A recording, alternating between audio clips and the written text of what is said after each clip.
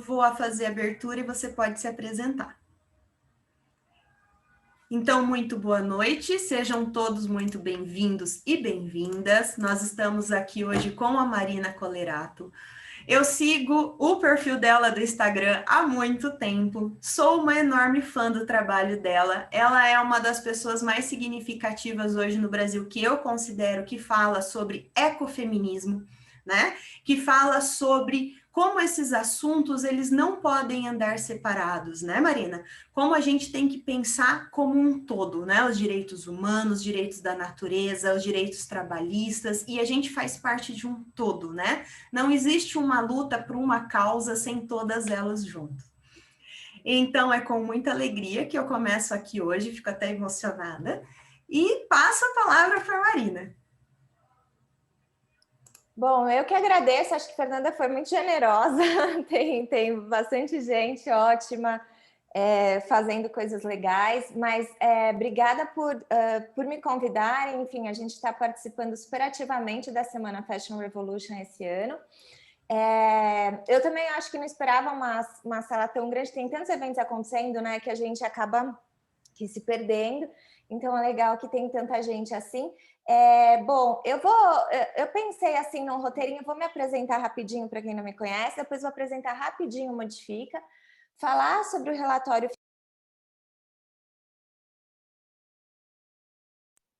que é um pouco do porquê que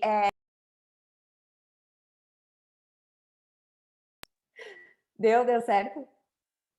Deu. Que eu tô aqui junto com vocês hoje, né?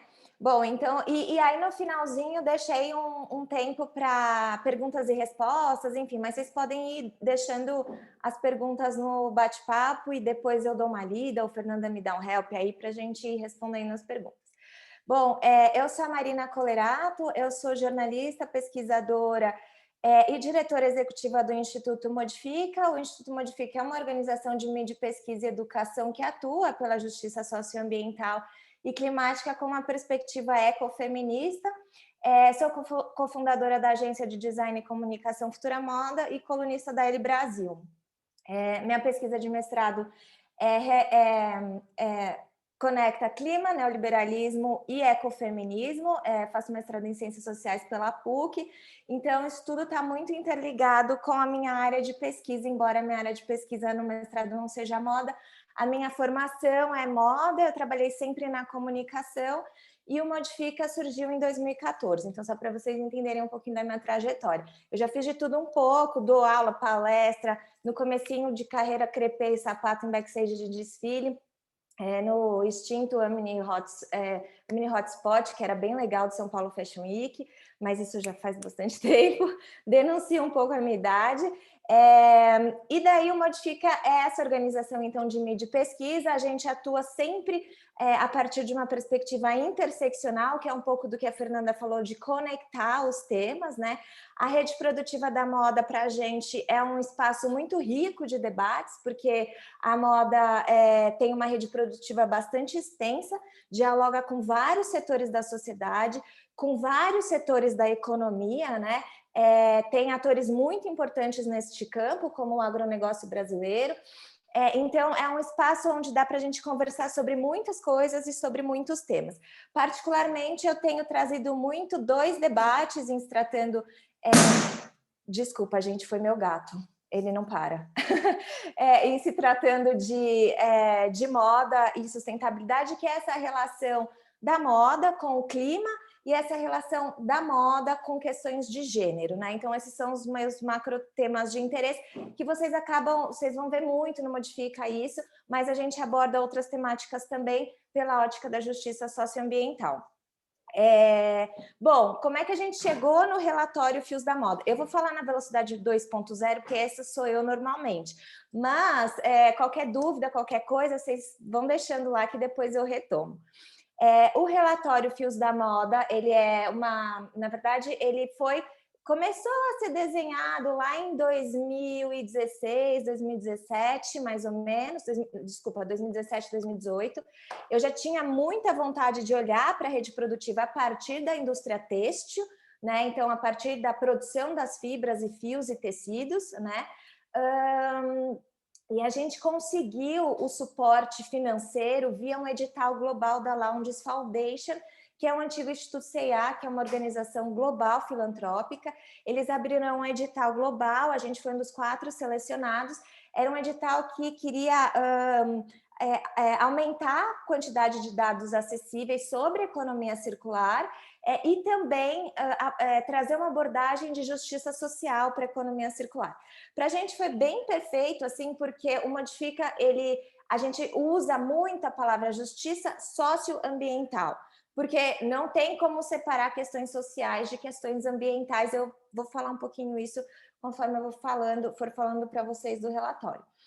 Então, foi uma oportunidade, a gente procurou parceiros de responsa, né? A gente está com a Fundação Getúlio Vargas, em específico com o Centro de Estudos em Sustentabilidade da Fundação Getúlio Vargas, como parceiro de pesquisa e metodologia do relatório.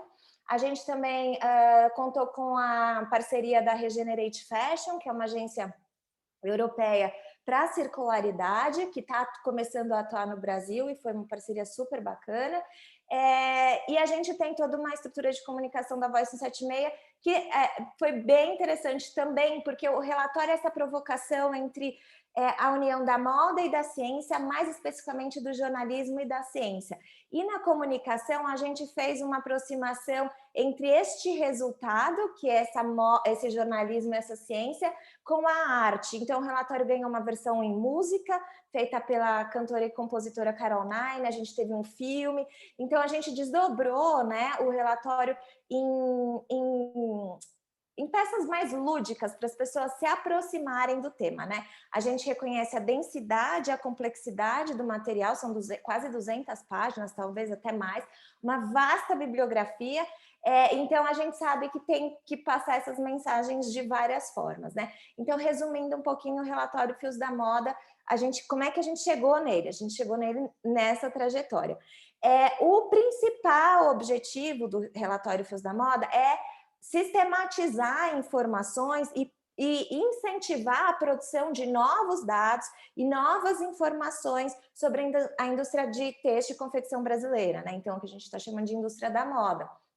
Por quê? Porque a maior parte dos nossos relatórios, a maior parte das nossas referências são da Europa, majoritariamente, e alguma coisa dos Estados Unidos, né? A gente ainda não tem um hábito ou uma trajetória de pesquisa no setor, né? Inclusive, é uma coisa que a gente fala muito com as universidades, incentivar os alunos à trajetória acadêmica para pesquisa científica para servir, né, tanto do âmbito de vista da tecnologia, quanto do âmbito de vista da construção de conhecimento para soluções, né, para servir o campo, né? Então, o relatório é essa prova de que tem muitas formas de fazer moda e não precisa só ser estilista, né? A gente tem uma gama enorme de variedades aí e de profissionais que podem habitar todo esse elo dessa rede produtiva que começa lá no campo ou na extração de petróleo e termina no aterro sanitário ou nos lixões, ou em alguns casos raríssimos nas recicladoras.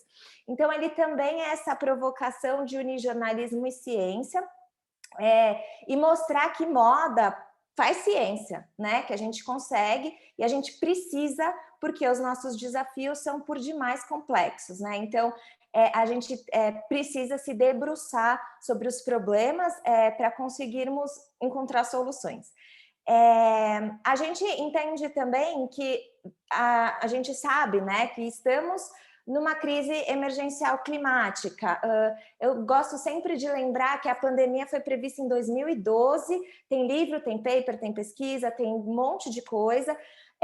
Nada foi feito pelas lideranças políticas e empresariais, e hoje, né, os pesquisadores da época dizem que o que mais espanta eles não é a pandemia, porque ela foi prevista, mas sim a inação das lideranças globais que não fizeram nada a respeito. E não é muito diferente com o clima. A gente tem falado de mudanças climáticas e crise climática desde 1950, né? E embora, principalmente a indústria petroleira tenha feito bastante investimento para construir uma narrativa de negacionismo climático, a gente ganhou espaço na mídia, a gente debateu isso, a gente tem fóruns mundiais e fóruns globais, mas nada está sendo de fato feito, né? Então, a gente pode prever situações muito piores do que a pandemia. Então, o relatório é um chamado para que a gente realmente mude e transforme a forma como a gente faz negócios na indústria, né? E principalmente a forma como a gente organiza, né? Que a gente criou, porque a economia é uma ciência social, então é uma criação humana, então a forma como a gente criou esta ciência social e como que a gente está aplicando ela no setor e fora. Então é uma grande provocação nesse sentido, porque o relatório não deve ser lido como uma manutenção do status quo, né, do que está posto, só que mais verde. A gente mostra que a economia circular é um dos caminhos que precisam ser trilhados para uma sustentabilidade de fato. Acima de tudo, a gente precisa da superação do atual modelo econômico de consumo infinito, né? Todas as escolas de pensamento da economia circular, inclusive a Ellen MacArthur Foundation, fala que não tem como termos economia circular sem diminuição de produção e consumo. A gente está falando que no Brasil foram produzidas em 2018 quase 9 bilhões de peças, o que dá mais ou menos 42 peças por habitante por ano.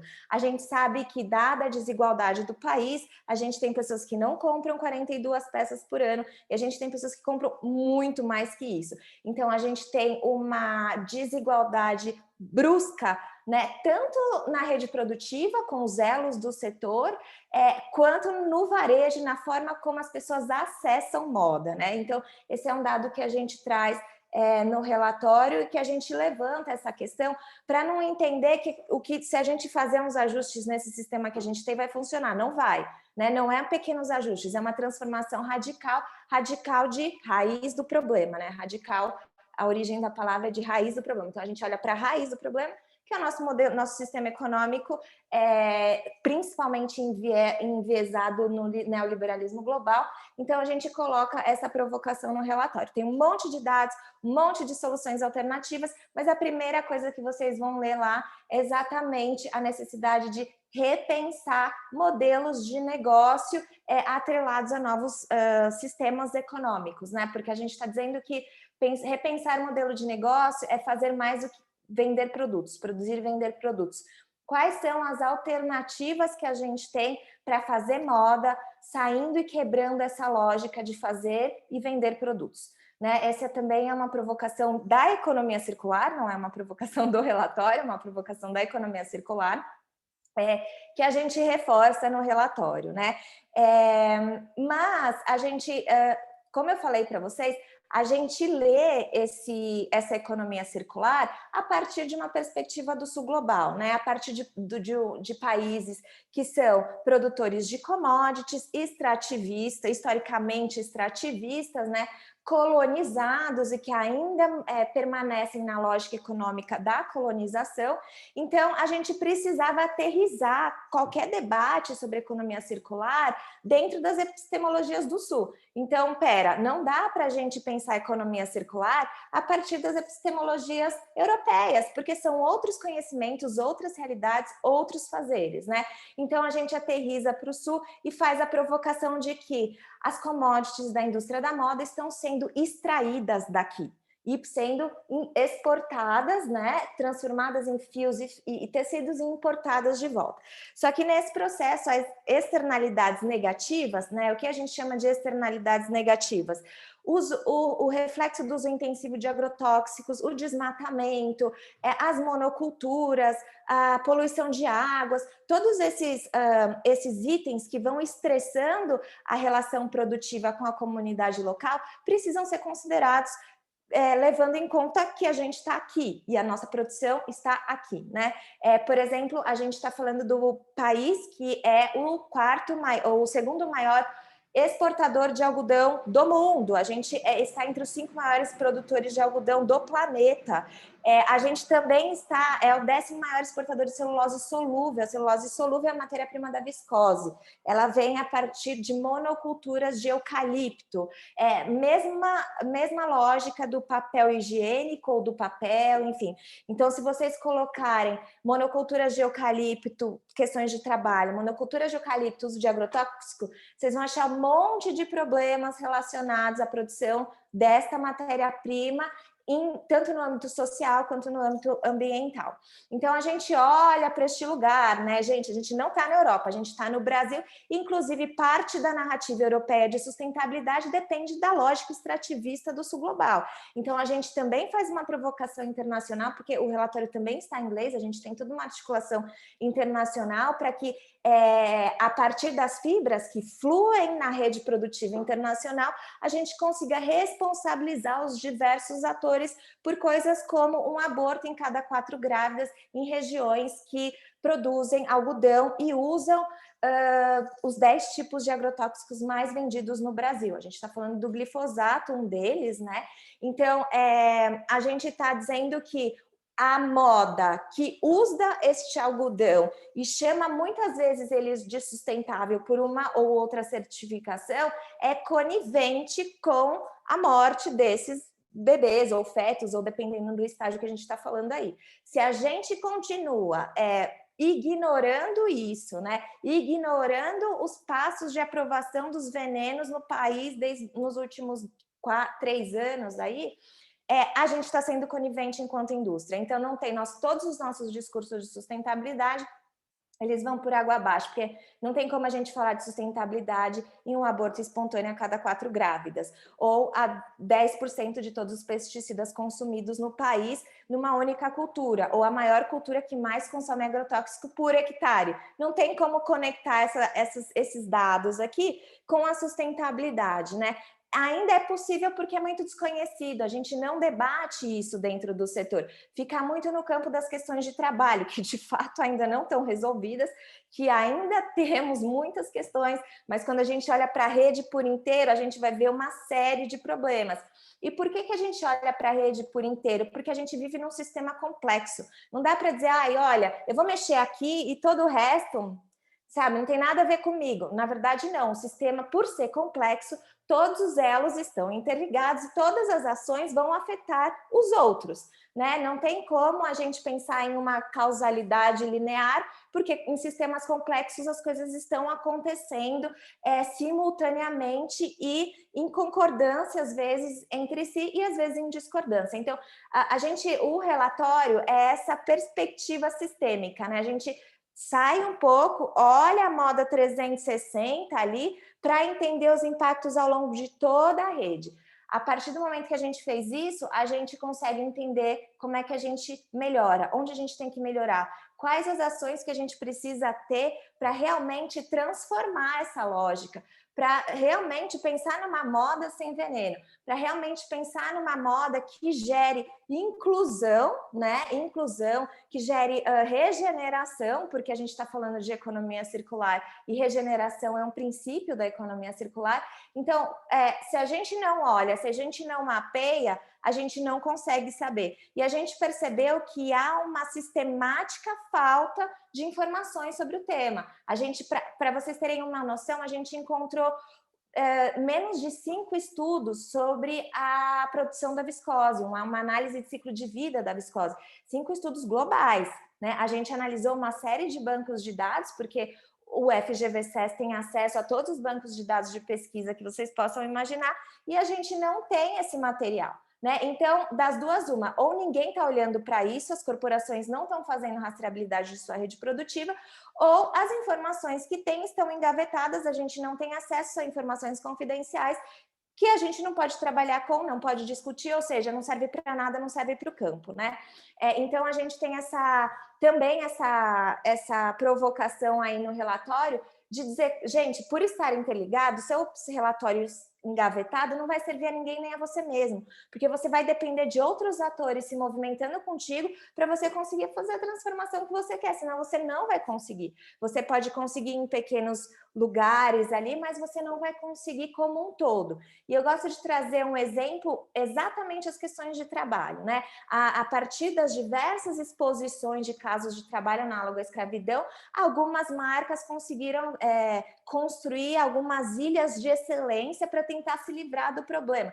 Mas vira e mexe extravasa, porque cada vez mais as pessoas estão em situação de mais vulnerabilidade, com a desigualdade social aumentando, mais suscetíveis elas estão a entrar na rede produtiva em condições de trabalho análogo à escravidão, porque é muito simples você entrar na rede produtiva da moda, você precisa de uma máquina emprestado e aprender rapidinho ali a passar uma reta, você já consegue entrar nessa rede, ou a pregar um botão, coisas que não são tão difíceis assim, né, do ponto de vista do saber, e não tem custo inicial praticamente. Então, a gente vai vulnerabilizando as pessoas num sistema econômico que gera cada vez mais desigualdade, e depois quer dizer que a gente vai deixar elas, que a gente, ai, nossa, tem trabalho análogo à escravidão. Claro que tem, não tem dinheiro, esse dinheiro está centralizado, não está distribuído, essas pessoas estão sem apoio de nada, nem de ninguém, considerando que a gente está falando muito de mulheres, em São Paulo a gente está falando muito de pessoas migrantes, mulheres migrantes, então são vulnerabilidades que vão se somando, né? Então, vão, assim, a questão de classe, a questão de gênero, a questão de raça, a questão de etnia, de origem, de condição social. Então, são várias... as mulheres na rede produtiva da moda estão submetidas a várias violências, né?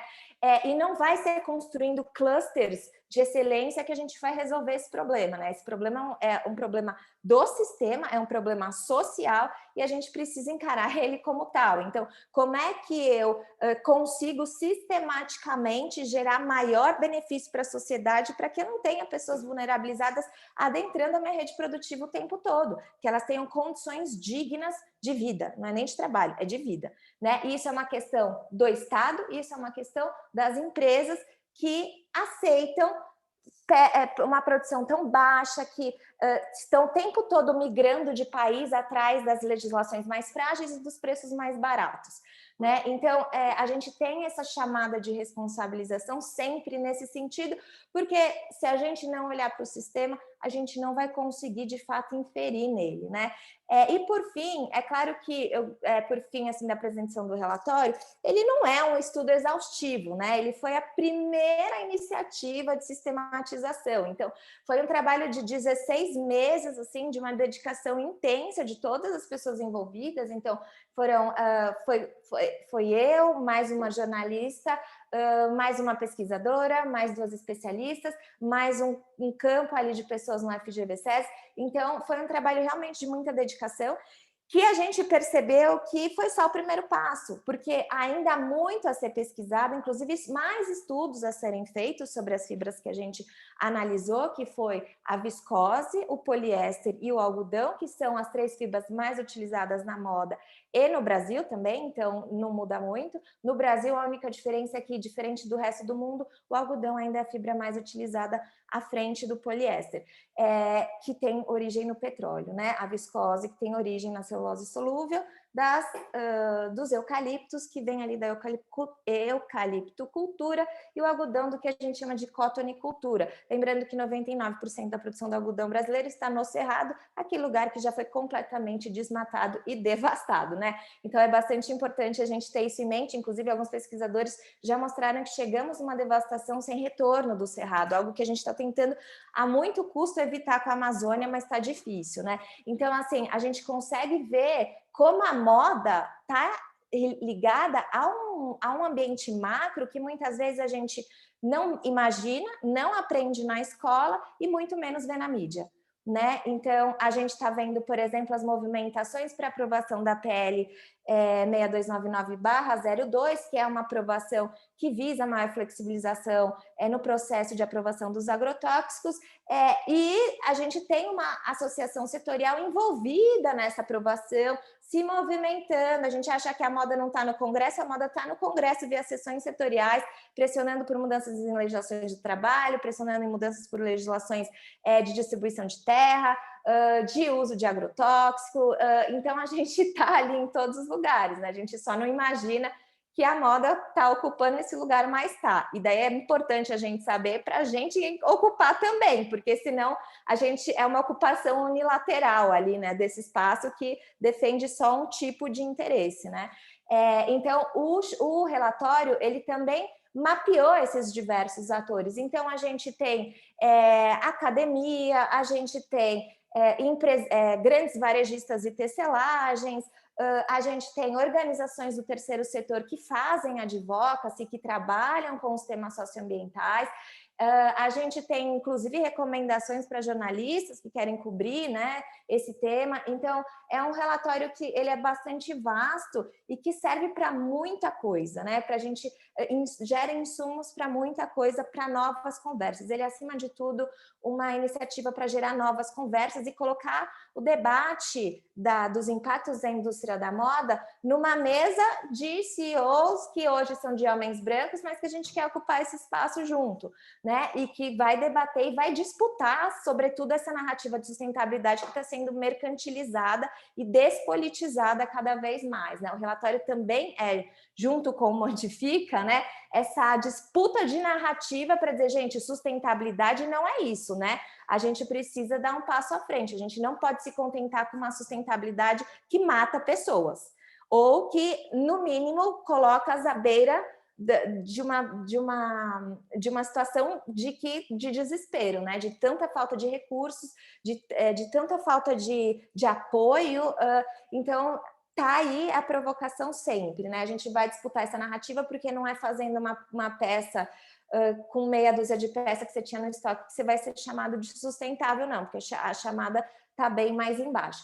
Então, o relatório é mais ou menos isso. Eu não vou trazer dados, porque eu acho que fica um pouco chato e intangível. Por exemplo, a gente trouxe alguns dados inéditos, como 16 caminhões de lixo têxtil enviado para o aterro sanitário só na região do Brás, em São Paulo. O Brás e o Bom Retiro formam o maior polo produtivo da América Latina, só que a gente está falando de um único bairro. A gente sabe que o Sul tem outros polos produtivos, Minas é outro polo produtivo. A gente tem Toritama e toda aquela região ali do Jeans, que é um outro polo produtivo, né? Então, a gente está falando de 16 caminhões de lixo têxtil por dia só um bairro em São Paulo, né? A gente está falando de uma dimensão de lixo que a gente não consegue nem contabilizar porque não se é contabilizado.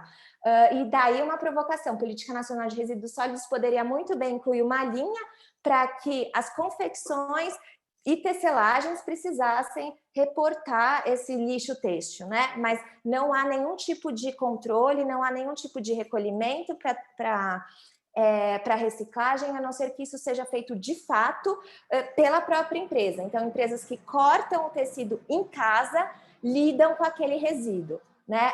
Mas normalmente as empresas não cortam em casa e quem lida com esse resíduo é uma confecção menor que tem muito menos possibilidade, inclusive, de lidar com esse resíduo e nem está pensando sobre isso. Então, tem uma brecha na Política Nacional de Resíduos Sólidos, que inclusive completou 10 anos em 2020, se eu não me engano, 2019, não lembro bem, mas que andou muito pouco. E a moda pode muito bem tentar inserir essa pauta novamente, porque faria uma diferença enorme quando a gente está falando de resíduo. Colocaria todo mundo para se preocupar e pensar em alternativas, né? Porque quando você não é responsabilizado, você deixa, se você não está perdendo dinheiro muito a ponto de te incomodar, você deixa o negócio de lado e fala, manda para o lixo, isso não é problema meu, isso aí é problema da facção que cortou, ela que se vira, ela que lute. Então, a gente está querendo sempre quebrar essa lógica, né?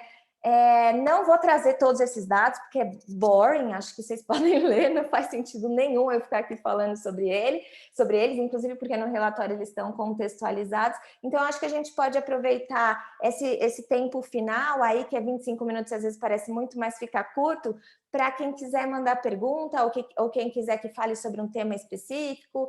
Enfim, eu acho que talvez seja mais produtivo, porque o relatório depois vocês podem baixar, vai ficar aberto. Quinta-feira, no dia 22, tem evento para falar sobre ele, e a gente ainda vai fazer um workshop, porque a gente transformou todo o relatório numa ferramenta aplicável para todas as pessoas, professores, alunos, confecções, grandes varejistas, departamentos de sustentabilidade, lideranças e tomadas de decisão. Então, ele ganhou esse desdobramento que ainda não foi lançado, mas vai ser. Então, a gente tem muito tempo ainda para falar especificamente de dados e fatos, mas então eu prefiro ouvir vocês, as dúvidas, as questões, as inquietações, enfim, para a gente conversar. Se a Fernanda achar que tá tudo bem assim.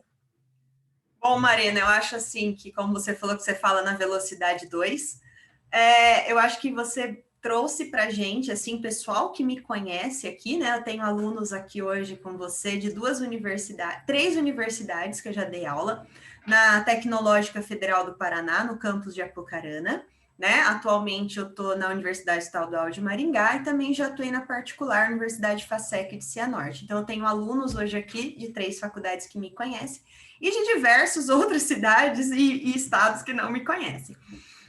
Na universidade, eu gosto muito, eu aplico algumas disciplinas teóricas, outras práticas da área de costura e modelagem, né? Mas aqui, essa equipe que está aqui hoje no Fashion Revolution, foi quem ajudou a organização, eles têm uma disciplina na faculdade que eu tenho muito carinho, que é Introdução à Confecção ou Tecnologia da Confecção, né? E a gente tem aquela ementa para cumprir, né? Para falar do setor do corte, né? A produção. Então, ela é uma disciplina que a gente tem 2 opções. Até quero a sua opinião sobre isso. A gente tem a opção de pegar o conteúdo técnico e passar para os alunos cada etapa, mas quem me conhece sabe que eu transformo isso numa coisa muito maior. Né? Então, eu pego essa disciplina de tecnologia da confecção, que já é para quem está entrando na universidade no primeiro ano, né? E eu falo realmente isso que você começou falando. A moda, o têxtil, tá em tudo. Ele não tá ali no seu estilo, na sua criação, na peça que você vai criar como estilista, né? A nossa história com a industrialização, né? A história do têxtil com a industrialização nasce numa indústria têxtil na Inglaterra. Né? A nossa indústria nasce com a história da industrialização. A primeira indústria que a gente tem é uma indústria têxtil. Então, a nossa história da moda, ela está tão amarrada a imperialismo, né? A exploração dos países em desenvolvimento.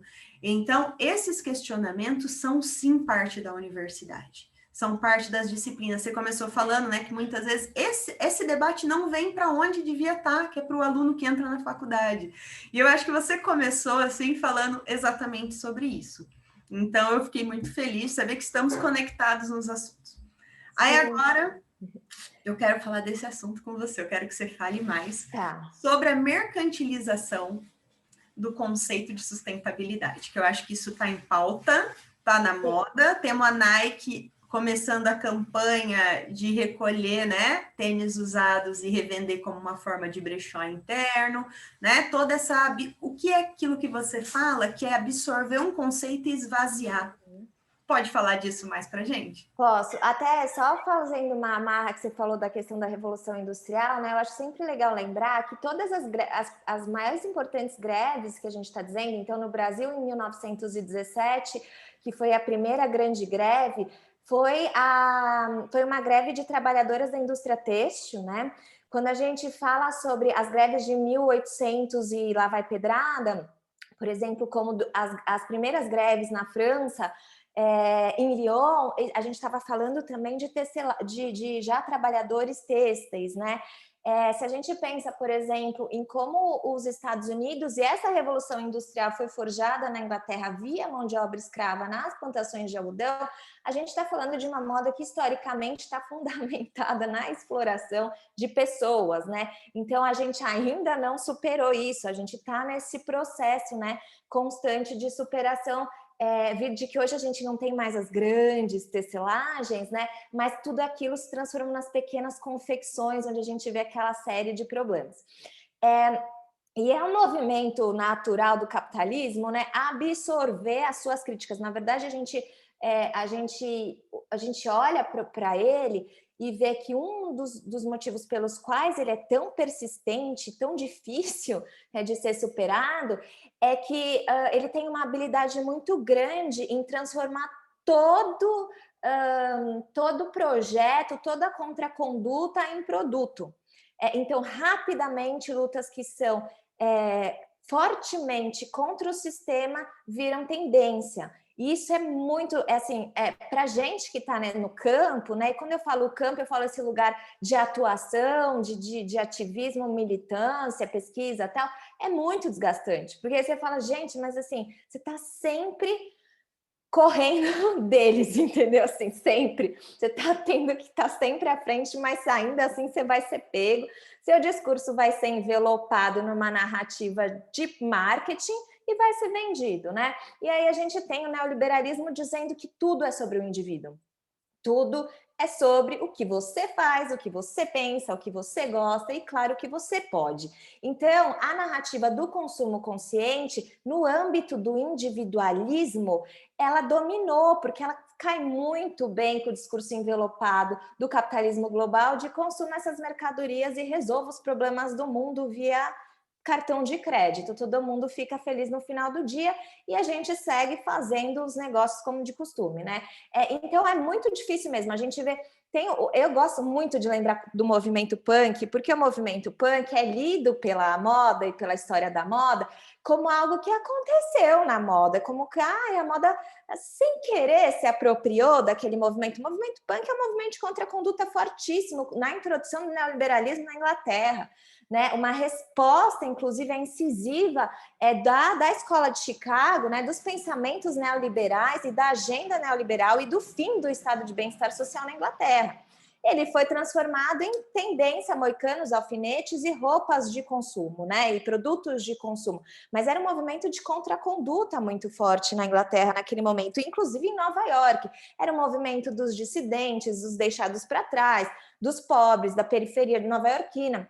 Nova York era violência pura, né? Se a gente está pensando ali fim dos anos 60, começo dos anos 70. Então surge esse movimento de revolta dos jovens, a revolta contra a precarização da vida, né? Desmantelamento do estado de bem-estar social. O punk foi isso. E hoje, quando a gente está falando de sustentabilidade ou de ecologia, de feminismo, de LGBTQI, de questões que tangem de questões de raça, né? Então, questões que tangem fortemente os movimentos sociais, são lutas históricas, políticas, virando estampa de camiseta e sendo produzida, inclusive, em condições de trabalho análogo à escravidão por mulheres no sul global. Então, é difícil, é todo o tempo. E é uma narrativa sedutora, porque ela é fácil.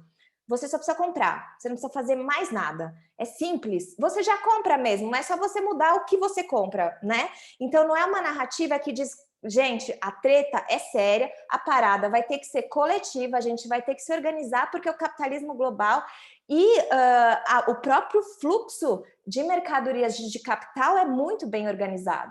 E aí, então, se a gente ficar aqui, vamos comprar canudo de metal, não vai rolar. A nossa discussão tem que ir para outro nível, né? Se a gente está no começo e está entrando, acho que super tudo bem. Acho que é uma chamada, é um despertar e estamos aí. Mas a gente tem pouco tempo e avançou no debate, vamos avançar no debate. Essas estruturas estão muito solidificadas há séculos.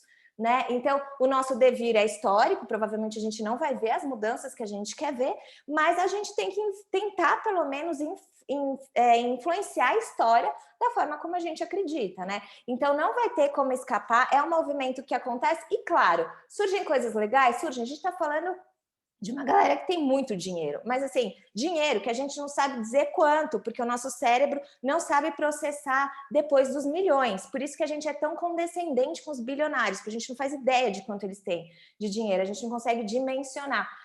Então, a gente precisa, né, entender e sempre estar nesta contranarrativa, peraí, eu vou disputar isso aqui não é sustentável, isso a gente vai levar esse sustentável mais para frente, mas quando entendendo que onde movimenta-se essa grana que a gente pode aproveitar, o que a gente pode aproveitar desse lugar aí, que está saindo, como é que dá?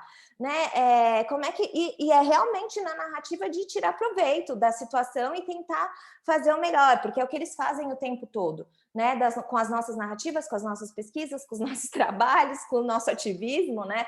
Quando eles transformam tudo em mercadoria, é uma forma de você tirar proveito do campo, do tudo que está acontecendo e lucrar um pouco mais. Então, acho que tem coisas que podem surgir que são legais, que a gente pode olhar, inclusive quando a gente vai dizer para as grandes varejistas que sim, há outras possibilidades de modelo de negócio, elas não estão pensando sobre isso, elas falam com muita convicção de que não há alternativa a não ser comprar e vender produtos, e quando tem uma Nike Não, assim, a gente está fazendo aqui. É claro que isso tem que ser lido, né, gente, dentro de um contexto, dentro de todo esse contexto, né?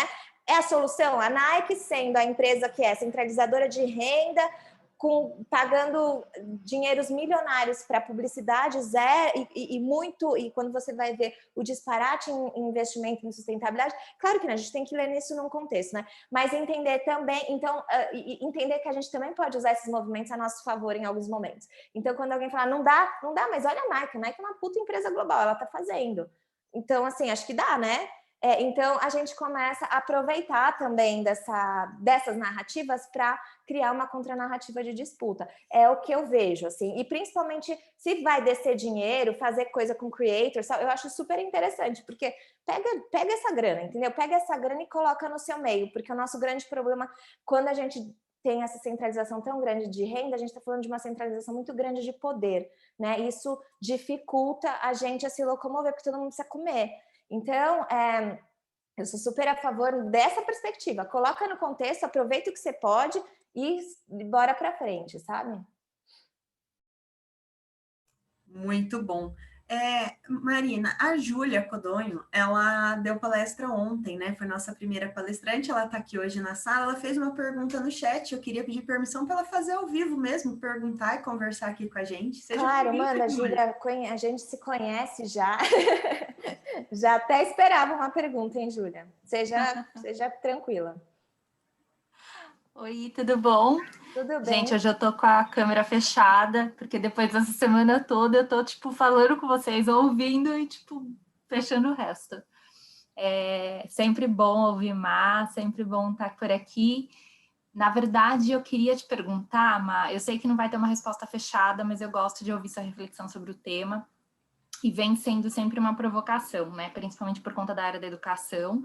E como que a gente pode unir esses esforços aí nessa tríade, né? Entre instituição de ensino, Estado e empresas, né? Entendendo que é tudo muito correlacionado, né? Eu sempre fico muito com essa reflexão, né? Se a gente olha para a instituição de ensino, como que a gente fala sobre sustentabilidade ou provoca, né, a formação de designers com um outro olhar e coisas do tipo, mas será que ele vai ser absorvido pelo mercado? Muito provavelmente não, por conta de como as empresas operam e qual é essa relação, né, que a gente sabe que é muito íntima entre grandes empresas e Estado, como a gente bem falou, né, porque a gente sabe que existe esse jogo de interesse. E eu fico sempre com essa reflexão, com essa dúvida, que é o que eu gostaria de ouvir um pouco sobre o que você pensa. Como que a gente faz essa tríade funcionar de alguma forma, sabe? Para além da reflexão também, né? Porque a gente sabe que todos os debates, eles são muito importantes, eles jogam aí, né? Eles iluminam um pouco o que a gente precisa falar, mas como que a gente sai também desse campo das ideias e põe, né, esse carro no mundo para funcionar de alguma forma, né? Bom, primeiro acho que é importante dizer que olhar para o governo federal hoje não faz sentido, né? A gente está falando, é claro que o que eu vou falar aqui é considerando um cenário um pouco menos distópico, né? Porque o que a gente está vivendo foge de toda racionalidade, capacidade de pensar que eu tenho, pelo menos. Então, fingindo que a gente não tem o governo federal, que a gente tem, e que a gente tem todos os outros governos que a gente teve, que são minimamente, enfim, minimamente dialogam com a sociedade, né? A gente está olhando, quando eu estou falando de Estado, eu estou falando de um Estado que ele minimamente dialoga com a sociedade, né? Não é este Estado que a gente tem hoje. E, claro, estou falando de outras instâncias de poder, porque a gente está falando de governos municipais, a gente está falando de governos estaduais, que também têm sua atuação. Por exemplo, imagine só se o Estado de São Paulo implementasse uma legislação específica com relação a têxteis para dar conta desse volume todo do maior polo produtivo da América Latina, que está na cidade, né? na cidade da capital. Então, pensando nesse Estado, como estes vários órgãos e ministérios, e Câmara e Parlamento, e toda essa questão aqui que a gente está falando. Primeiro, a gente precisa lembrar que a moda sempre foi muito fechada. É uma indústria que tem muita dificuldade de dialogar, muita. Eu participo, agora eu estou um pouco mais afastada, entrou uma outra pessoa representando o Modifica, mas eu participei durante 4 anos do Colabora Moda Sustentável, que é o antigo Lab Moda Sustentável, que é uma organização setorial que une mais de 60 organizações do setor, e isso está desde o Estado até ensino, a gente tem pessoas do Sistema S ali dentro, né? E corporações, e a gente tem o Ministério Público do Trabalho, enfim, a gente tem pessoas que são verdadeiras, no campo são verdadeiras inimigas, mas na sala precisam conversar, precisam dialogar e etc e tal, numa tentativa, então, hoje já começou em 2017, a gente está falando de 4 anos, já nem sei mais, 4, 5, enfim, numa tentativa de fazer com que os atores que no campo não dialogam de forma nenhuma, dialogassem, né, nesse espaço. Então, a gente teve muitos encontros pessoais, que a gente ficava dentro de hotel e precisava dormir com o inimigo, jantar com o inimigo, comer com o inimigo, fazer a coisa toda, para construir um pouco de humanidade, né, para que a gente conseguisse ver no outro a mesma humanidade e conseguisse começar a dialogar. Mas é de fato muito difícil, surgiram movimentos daí, inclusive numa articulação prefeitura, iniciativa privada e filantropia, como, por exemplo, agora eu esqueci, mas era um coletivo de mulheres costureiras migrantes em São Paulo, só que precisou de uma articulação junto com o município, porque a ideia era que o primeiro cliente fosse a Prefeitura de São Paulo para comprar uniformes, né? Então, assim, existem articulações, né, que a gente vê, mas é muito difícil mesmo, e uma parte disso, é claro que o Estado não é esse espaço que permite tanto diálogo assim, embora permita, né? Mas também porque a indústria sempre esteve muito confortável ali no seu lugar, né? E sempre atuou via associações setoriais para defender os próprios interesses. Então, por exemplo, quando a gente fala de uma empresa que está colocando algo de sustentabilidade em prática, né? Como é que ela pode fazer uma parceria com uma academia para que esta academia trabalhe junto, né? A gente tem vários projetos, quando a gente vê grandes academias que têm combinado com empresas e tal, é sempre numa orientação bastante mercadológica, né? Dá para fazer isso pelo viés da sustentabilidade? Dá, mas precisa dessa aproximação, porque também o campo sempre reclama da academia, mas não faz nada junto, né? Não apoia, não dá fundo para pesquisa. Por exemplo, fundo para pesquisa é uma coisa bastante importante para o setor, seria ótimo se, por exemplo, a empresa desce, né, e a gente não depende do Estado, enfim, dá para fazer, principalmente nesse cenário sem bolsas de estudo que a gente tem. Então, cara, tem muitas possibilidades e a gente não precisa, e assim, normalmente a gente espera que as iniciativas sejam muito macros, né, e que tenham essa visibilidade enorme. Muitas vezes a gente não vai ver, a gente está falando de um setor que é muito pulverizado, muitas universidades, muitas marcas, muitas empresas. Então, às vezes, muitas associações, o Brasil também tem associações do terceiro setor a dar com rodo, é um dos países que mais tem associações do terceiro setor. Então, a gente é muito tudo, né? E a gente não consegue ter uma visão dessas coisas que estão acontecendo. São poucas, é difícil? Mas tem alguns atores ali tentando dialogar.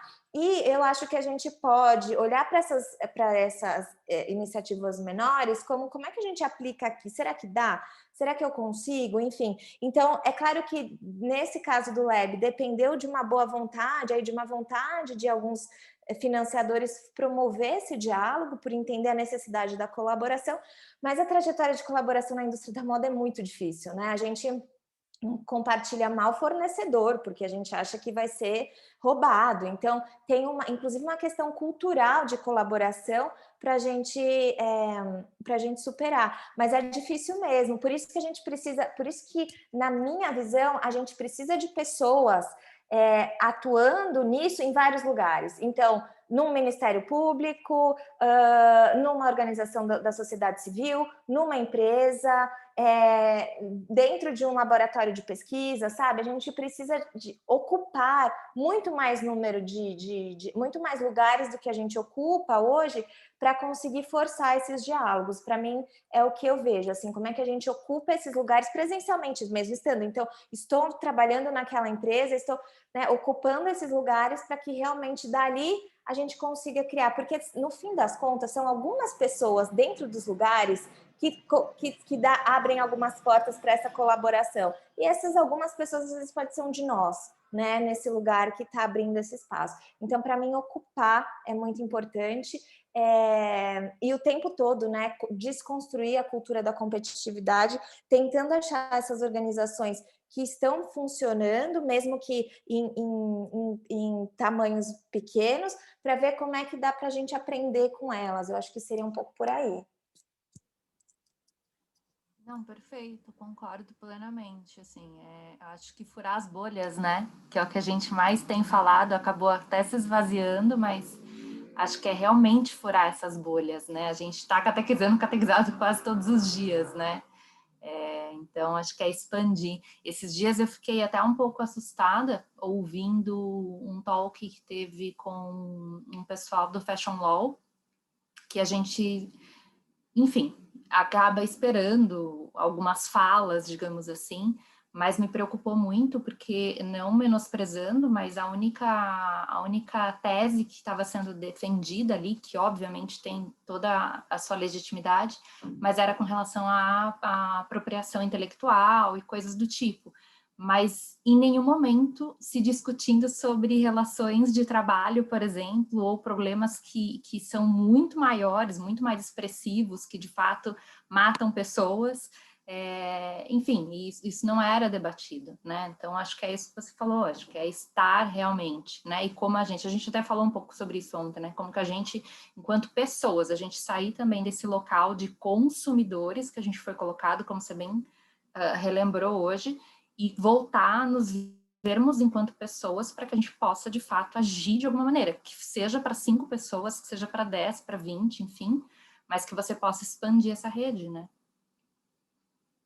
E para não desanimar, gente, eu sempre lembro, tem um podcast comigo, com o Thiago Ávila, que é militante do Subverta e do Bem Viver, e com Saúde Mental Crítica, no I Hate Flash, que é o podcast no I Hate Cast, que é o podcast do I Hate Flash.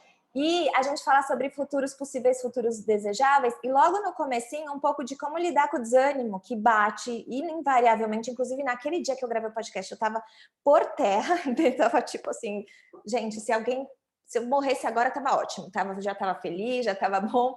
E a gente conversando aquele dia, essa questão do devir histórico, de tipo, olha, vamos tirar esse peso de que a gente vai ver agora? Não vamos, gente, vai ser muito difícil ver. A gente está falando de um processo que é histórico, né? A gente está falando de uma revolução industrial que se consolidou enquanto capitalismo global e ganhou cara de neoliberalismo, e os debates são engolidos e produtificados. Então, assim, a gente...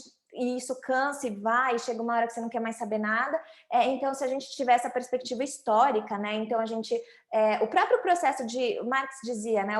A história faz a história. Mas no fazer da história, os homens fazem sua própria história, porque a gente pode, dentro das nossas limitações, né? Enfim, interferir no que a gente vai ver aí no futuro. Então, se a gente colocar sobre essa perspectiva, tira também um pouco do peso de puta, não tá difícil, porque tá mesmo, e eu sinto que vai ficar mais, né? Acho que as crises, o que vai vir pós-pandemia no Brasil vai ser bem difícil no âmbito socioambiental, o que vai vir pós-governo Bolsonaro, com algumas perdas que a gente teve de conquistas históricas, vai ser bem difícil, a gente deve ter aí pelo menos uma década de reflexos muito ruins deste governo e desta crise.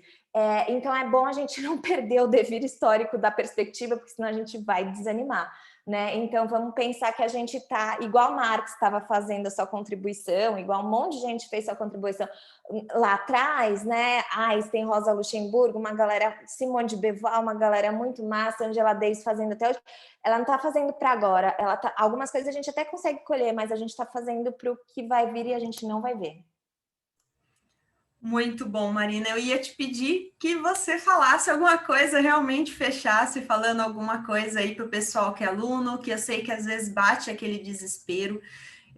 Eu sempre falo para eles que quando eu cheguei no meu mestrado, eu fiz mestrado em Portugal, eu cheguei lá em 2015, a primeira coisa que passaram foi The True Cost. Eu queria largar o mestrado, pegar minhas malas e voltar.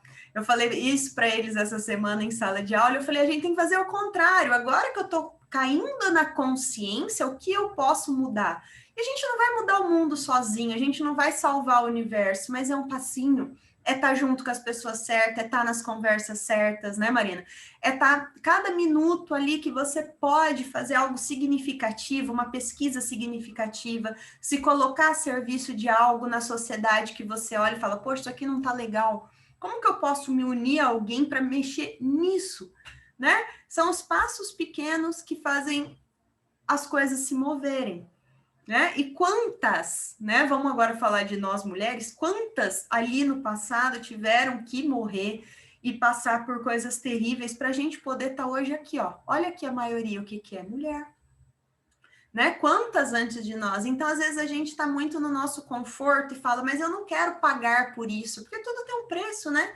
Não fazer nada também tem seu preço, né, Marina? Não fazer nada também custa caro, né? Eu não sei se eu quero carregar o peso disso. Te pedir para fazer um encerramento aí, aquilo assim como a Júlia falou ontem, ser esperançoso, né? Ter esperança fazendo e não sentado esperando, né? E falar mais desse seu podcast para a gente saber onde procurar, porque eu também não sei. Tá bom. Bom, vamos lá. Primeiro é isso, gente. Então, a gente pensa no devir histórico como essa coisa de que, tá bom, dá uma aliviada no peso, né? E também de fazer o que a gente pode dentro do que a gente pode, como a gente pode, né? Sempre, é claro, saindo dessa zona do esperar, né? Tem um livro do Slavoj Žižek que ele fala...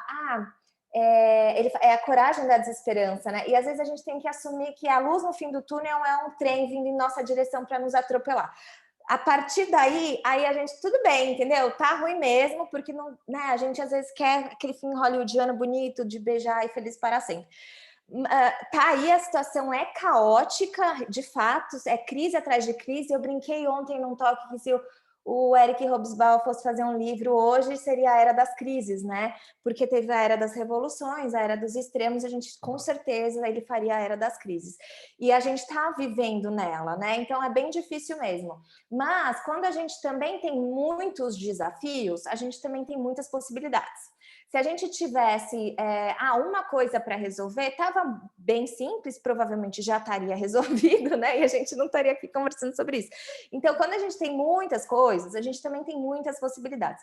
Muitas possibilidades, às vezes, quer dizer que, cara, finalmente eu posso fazer alguma coisa que eu faça, que eu vejo sentido, né?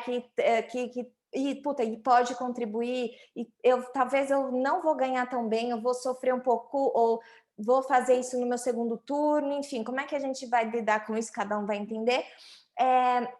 Mas também é muito possível. E aí é quando sei lá, eu penso que quando eu me formei, eu gostaria de ter essa, de ter essa visão ampla de tudo que eu podia fazer, né? Porque às vezes eu imaginava que eu só podia ser o estilista, o dono de uma marca, ou talvez fotógrafa, ou stylist com produção de moda, nada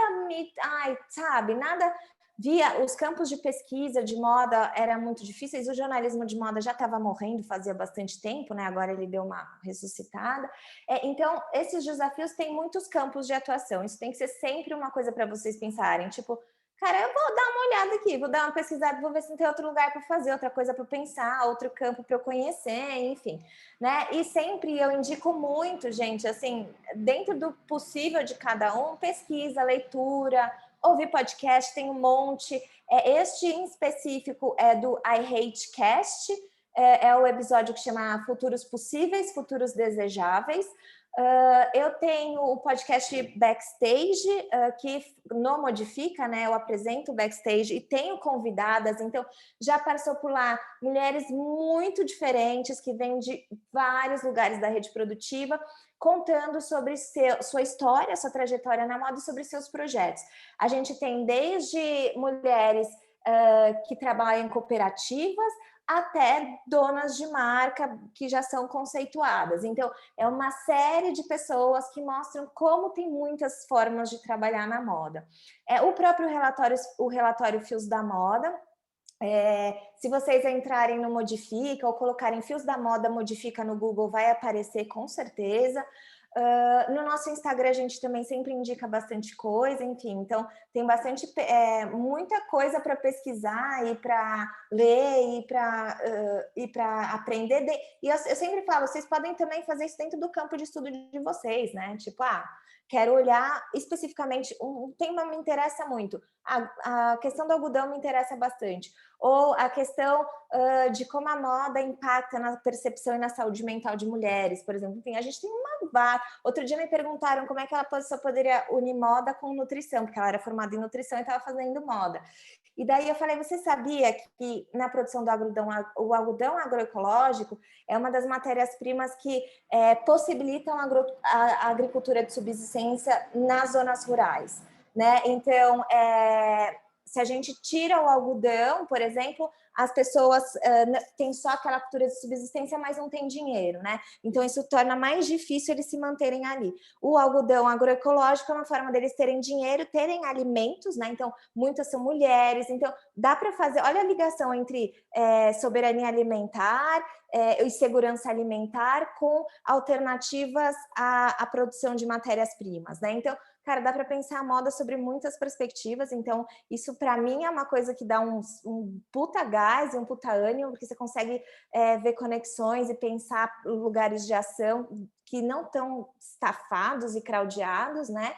Então isso é bem legal. E o devir histórico, e tem muita gente, olha, tem quantos? A gente está em 84, a gente começou com 92, o movimento, ontem teve palestra, tem cada vez mais pessoas interessadas, e significa que cada vez mais pessoas ocupando lugares para transformação.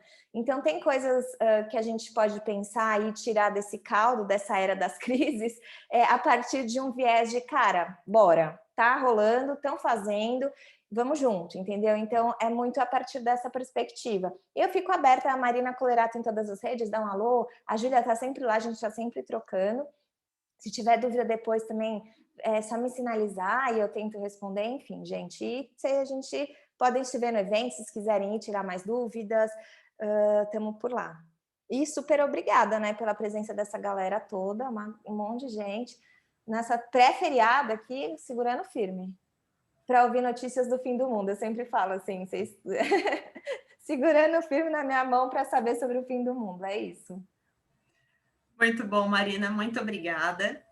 Você tem agenda essa semana que você quer passar para a gente, que seja aberta, mais alguma palestra? Tem, a gente tem no dia 22, quinta-feira às 7, o lançamento oficial do Fios da Moda, junto com o lançamento de uma campanha setorial que vai ser feita junto com Fashion Revolution, inclusive, mas que ainda é assim, meio segredo, mas que a gente vai lançar na quinta-feira. E na sexta-feira eu tenho em 2 faculdades também, enfim, mas lá no meu perfil tem, eu não sei bem, acho que FAAP, mais uma, mas ainda tem esses eventos aí. E aí tem, acho que na outra semana ainda tem mais, enfim, continua. E aí depois, quando a gente tiver, acompanhe, porque eu acho que para vocês, em particular, o relatório é bem legal, mas é uma coisa que vai levar tempo para ler, mas a ferramenta que a gente vai lançar, daí vai ser bem legal, porque é prático, dá inclusive para fazer à distância, via algo simples como Miro, sabe? Então, a gente vai fazer os workshops, ainda era dia 30, a gente está confirmando essa data, mas é transformar tudo aquelas 200 páginas em uma metodologia aplicável para todo mundo conseguir trabalhar com. Muito bem, muito obrigada. Eu acho que a gente já vai encerrando, né, Marina? A gente já tinha combinado. Mais uma vez, obrigada a sua presença, a sua disponibilidade. Eu acho que você fez um boom aqui na cabeça de todo mundo, e essa é a nossa função, né? É ninguém dormir em paz, em plena véspera de feriado, que para a gente que está tendo aula normal, online, vida que segue. Amanhã nós temos encontro no feriado, amanhã nós temos workshop de estamparia orgânica, pessoal aqui vai participar. Então, muito obrigado a todos. Nós temos hoje vários professores aqui também da casa, professores de outras instituições. Obrigado por terem vindo, trazido seus alunos. Obrigado pelos meus alunos, que eu sei que aqui em grande massa são meus alunos, que eu amo e que eu fico muito feliz pela participação. Quem não é meu aluno, espero que a gente se conheça mais também nas redes sociais, né, Marina? Vamos transformar essa rede em algo além desse encontro, porque essa nossa função é estar aqui para unir, né? Transformar e levar essa crítica para o dia a dia, para o cotidiano, para o fazer. não ficar só no plano das ideias, né? Então, eu falo uma boa noite a todos e a todas. E espero nos vermos mais, Marina, nesses encontros maravilhosos. Espero ter aberto aqui uma porta com você, com a comunidade Wayne. Com certeza, gente. É só dar um alô que eu gosto muito de falar, não sou professora, dou aulas pontuais, mas eu gosto muito de falar com alunos, porque assim, são pessoas que estão ali pensando em como ocupar essa rede, então, essa rede produtiva, então é super prazer sempre. Marina, você aceita ficar aqui no final uma foto para a equipe organizar? Claro, vamos fazer. Eu sou péssima nisso, mas se você... Pessoal, tira uma print aqui da tela. Tá. Então, pessoal que está aqui hoje como participante, muito obrigada. Vocês podem se retirar da sala, né? Nos falamos mais aí por e-mail sobre o evento de amanhã. Uma boa noite a todos e a todas.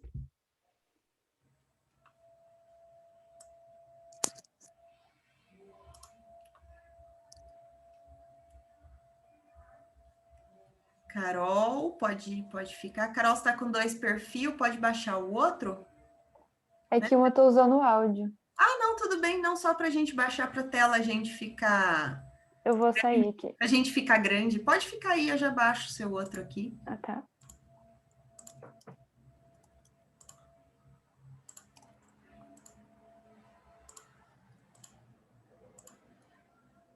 O pessoal às vezes deixa aí ligado, né?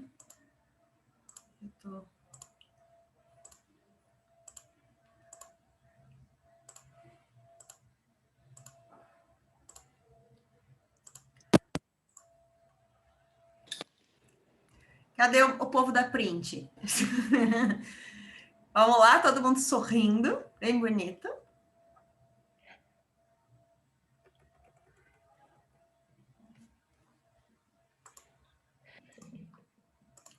Espera mais uma vez.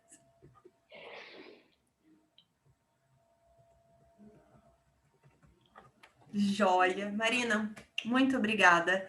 Né? Imagina, gente, eu te atormentei um pouco ali no Instagram, porque eu me descabelo. Imagina, é que é uma loucura e a gente acaba se perdendo, mas enfim, a Nath é super, graças a Deus, ela é super organizada, ela já vai cuidando de tudo, vai já fechando minha agenda, a gente consegue tudo. Você já viu a professora que não é desesperada? Pelo amor de Deus, deixa eu ver se tá... Aí sai mandando mensagem. Mas aí eu te peço desculpa do apavoramento. Imagina, como ficou um silêncio, eu falei, gente, será que por um acaso não foi? Não vai ser? A gente tava em pânico. Não, confirmadíssimo. É que realmente aí começa a aparecer um monte de coisa, a Nath fica louca e daí acontece. Nesse momento, né, várias coisas, porque o fashion você deve ter uma participação enorme nesse momento, né, Marina? A gente vai fazer coisas todos os dias, né? E tem dias que tem mais de uma coisa por dia, então fica meio corrido, mas super estamos acompanhando. Pode ter certeza que você transformou, eu acho que muitas vidas hoje aqui. Esses alunos vão tudo dormir agora com a cabeça assim, ó, né? Eu tô com a minha cabeça ficando. Espero que sim, gente. Obrigada, viu? Boa noite. Obrigada. Seguimos sobrevivendo.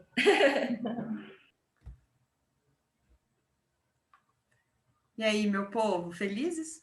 Nossa, prof, foi Prof tudo. do céu, ela é maravilhosa. Maravilhosa. Eu falei, vocês lembram quando eu falei, gente, a Marina, e vocês assim, quem é Marina? Eu, pelo amor de Deus, a Marina responde. Gente, eu não... Agora vocês me Nossa, foi entenderam? perfeito. Eu Ela é amo. muito boa. Nossa, muito boa mesmo. As palavras, o jeito dela de transmitir o conhecimento dela. E dinâmica, a gente Perfeito. entende tudo que ela quer passar, tipo assim, sem, sabe, ser complexo, sem nada. Nossa, foi maravilhoso, amei.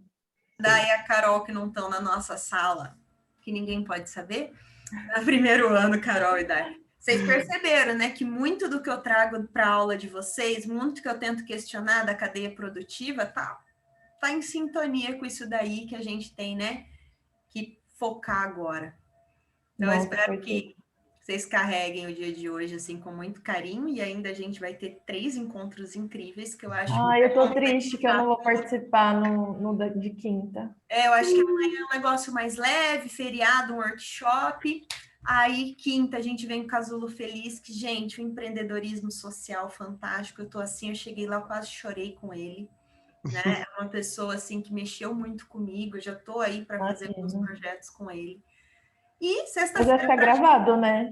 Eu quero Nós Prof. gravamos umas coisas, mas vamos fazer tudo ao vivo mesmo. Resolvemos fazer ao vivo, nós vamos mudar todo o rolê. Não, mas eu digo, a palestra dele vai ficar gravada. Ah, vai, tudo vai. Depois eu vou assistir. Né, eu acho que o Eu quero pessoal participar. sabendo que ia ficar gravado já não entraram para tumultuar. Vocês perceberam que caiu hoje? Mas eu acho que foi Sim. por causa disso. Mas tudo Ô, bem. prof, eu acho que a Raíssa tá mutada. Acho que você tirou o áudio dela. Porque ela tá tentando falar no microfone e não tá conseguindo. Tem que sair e entrar de novo. Acho que ela não ativou. Porque agora, bem no final, ela ia falar um negócio sobre a Atlética da UEM, e daí ela foi falar, acho que ela falou e ninguém escutou. Já soltei ela e volta. Escutando? Agora sim. Agora sim. Mas apareceu uma mensagem, a prof tinha me mutado. Nossa, eu quis matar. Você começou a finalizar lá. Aí eu, boa noite, gente. Finalizou, falou alguma coisa assim. Quero agradecer. E todo mundo saindo. E eu falei, meu Deus, ninguém tá me escutando. Vai ficar para amanhã. Eu trolei a Raíssa hoje. Aí amanhã Você, você fala no viu? início, ô Raíssa. Acho que fica Fala, melhor. pode. Ah, melhor, Também né? acho. Aham. É, acho que sexta, né? Bastante gente para finalizar. Também. Nossa, mas É, essa moça é verdade. incrível mesmo, hein? Precisamos ler esse Passada. relatório, gente. Precisamos estar inteirado nas coisas. Me senti assim extremamente por fora. Mas Prof, se você se sentiu por fora, imagine nós, né? Por senti. trás. Eu fui só anotando as coisas aqui, mas olha. A anotação eu vou fazer na gravação. É isso que eu ia falar. Depois a gente volta assistindo e anotando, porque ao vivo é